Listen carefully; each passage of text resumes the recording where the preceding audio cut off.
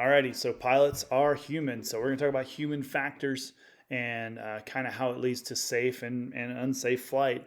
And we're talking about decision making. We're going to talk about situational awareness. We're going to talk about hazardous attitudes. Just a lot of different things that we should know about ourselves and our personalities and other pilots' personalities in order to make a safer community. Understand that we are humans. We will make mistakes, but how do we avoid the avoidable mistakes?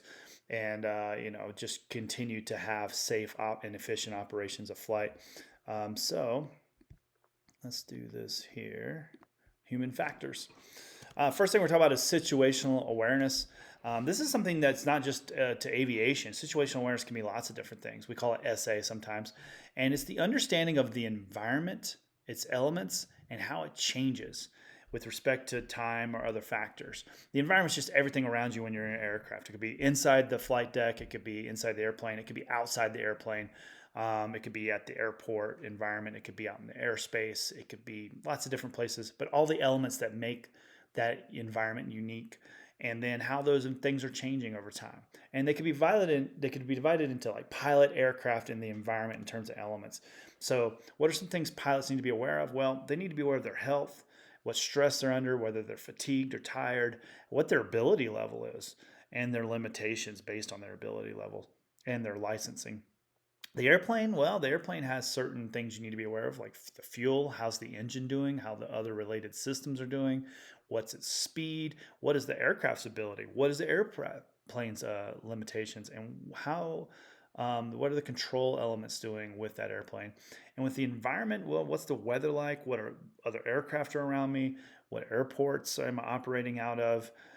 What airspace is it? What radio calls are going on? That is a lot of stuff to manage. There's a lot of stuff to be aware of, and they all have different situations that are constantly evolving and changing all the time. So typically, one way to help sort of balance all those and get a good view of situational awareness before you ever even go fly is to use something called the PAVE model, PAVE, and to discuss factors that could affect your flight. And the PAVE model, we're going to start with the letter P. The letter P is the pilot. Give yourself a self-assessment, including physical and mental readiness. Am I healthy? Am I feeling okay? Am I stressed out? Am I hungry? Am I capable of flying in these elements we're doing today? Am I legal to fly this mission today? Am I current? Am I recent? All those things. And then we have the aircraft inspections, maintenance, and proper equipment. We'll talk about that in class a little bit.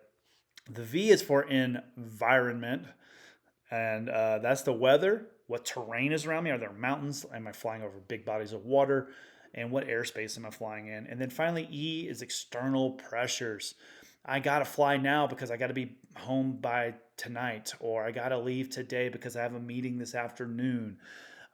Financial considerations, like, am I doing this just for the money? I wouldn't normally take this flight. It's a little risky, but I need the money to fly. Or social factors. I don't want to look incompetent in front of my friends and family and stuff, and they expect me to go flying today, even though it's really gusty and it's not very, favorable conditions. So, are there external pressures that are causing you to fly that day? So, write those down. And then pilots are human, and they must deal with human emotions, physical characteristics, and psychology. And all of these affect the pilot's aeronautical decision making, or ADM. So let's talk about decision making a little bit. One of the ones that we learned years ago and when I was in pilot training was the decide model. This is how we make decisions in airplanes. We start with the letter D. It is detect. You have to notice that a change has occurred. So, something's going on. I might need to make a decision about this. E, estimate. Is this change serious? Does it require action? Like, oh man, I'm 5 minutes behind. Do I need to make a change to that or not? And then, is it really that serious? Probably not. I'm probably okay. Or no, this is serious. My fuel is a lot lower than I thought it was. That's a different change that might require some action to it. And then choose. If you do need to take some action, choose. Consider various options and say, okay, what can I do about this? Can I divert? Can I land later? Can I just continue? Can I turn around and go back to where I came from? Think about different ones, and then identify the necessary resources you need to do that thing. Okay, I'm going to divert to this other airport and get some gas. First of all, do they have gas? Are they open? Or is it self-service? Like, I need to figure those things out. So, lots of different things you may need. I may need some different radio frequencies and things like that. Do and then execute that action. So you think about it, think about it, think about it, and here finally in the fifth step here, we do something. We actually execute that completely. We take that, we make that decision, and we go for it. And then we evaluate. Okay, now I made this decision. I'm heading this way. Is this improving my situation or not? Is this improving that change that occurred in the very first step or not? Something else they want you to know in human factors are something called operational pitfalls. A pitfall is like when you used to fall into a hole in the jungle or whatever, and now we use that metaphor for like when people get in trouble with stuff like unseen or they get in trouble before they know it. It's like a pitfall. Operational pitfalls. And pilots are always trying to complete flights as planned, meet the expectations of passengers, and generally demonstrate that they have the right stuff. But we all make mistakes. We all make mistakes.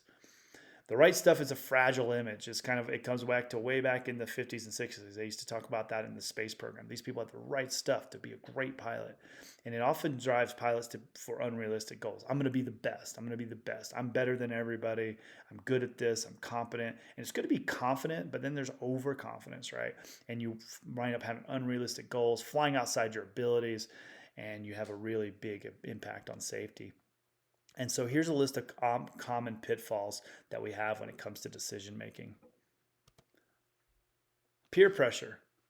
Yeah, come on. You said you'd take us flying. Why aren't we flying today? You said we'd do it. Get there itis. That is actually a thing that pilots talk about a lot. That's where you're like, I just got to get there. We just got to go. We got to go. We got to go full speed ahead.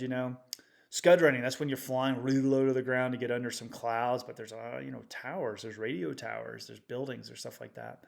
Continuing to VFR under IFR. VFR's visual flight rules. IFR's instrument flight rules. Even though you're VFR, now you're getting into some instrument conditions you shouldn't be in. Getting behind the aircraft, that's where things start to get overwhelming. The aircraft feels like it's 5 miles ahead of where you are. You're still thinking about something that happened 20 minutes ago. Meanwhile, the airplane's still moving forward. Loss of situational awareness. So basically, you've lost contact mentally with things in the environment around you. Operating without adequate fuel reserves. Fuel starvation is probably one of the number one causes of aviation incidents in this country.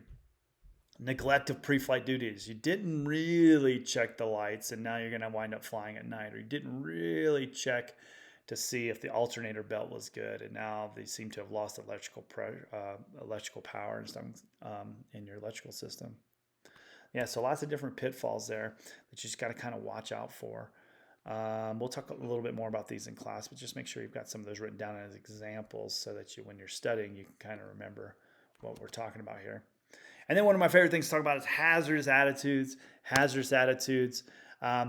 Each one has its own name. There's 5 that are recognized by the FAA. Then there's signs of that attitude. And then there's what we call the remedy. Like, how do you get over having that thing?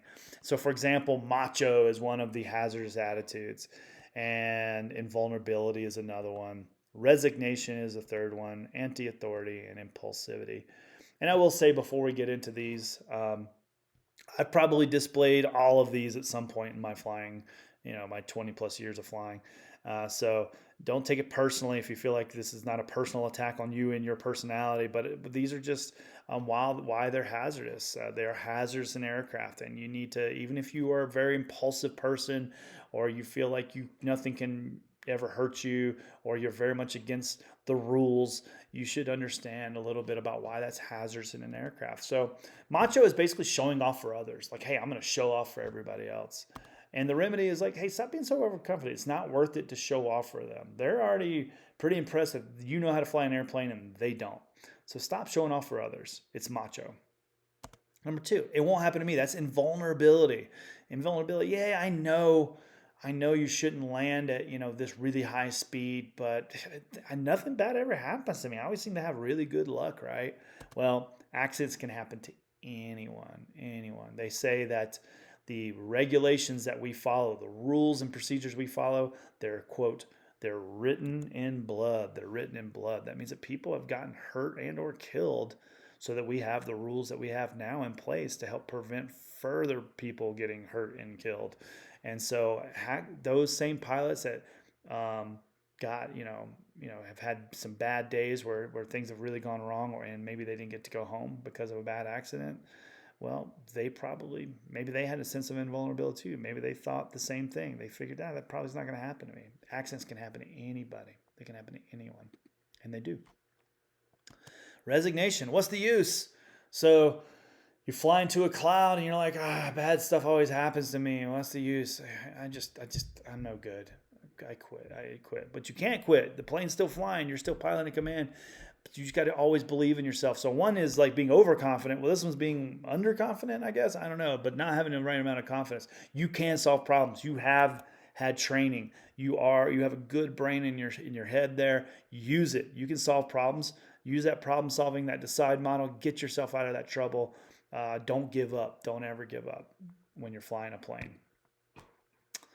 Any authority, they'll tell me what to do, right? Like, I know that I'm not supposed to fly in this airspace without proper authorization, but my house is here and I'm gonna fly over my house. That's my house, right? Don't tell me what to do. Well, like we said, those rules, we need to listen to those rules and listen to advice of others. And rules are meant to be followed in aviation. When people don't follow the rules, it creates havoc for other people and it muddies the water for everyone's decisions. It creates unsafe environments and things like that. So listen to the advice. If you don't like the rules, go get the rules changed. Figure out how to change the rules or figure out how to do what you want to do within those rules. And finally, impulsivity. Do something now. Like, I wasn't planning on doing a touch and go at this airport. I'm going to do it anyway. I wasn't planning on buzzing my friend's house, but I'm impulsively go and buzz their house with that airplane, right? Well, stop, think, stop, pause.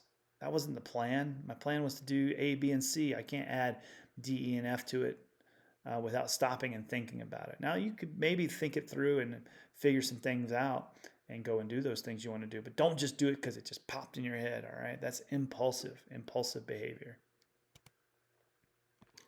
All right, write down any questions you have about that in your packets, please, and we'll go over those in class. So, in class, we're going to look at some accidents and things like that, but we'll do that together in the classroom. Thanks.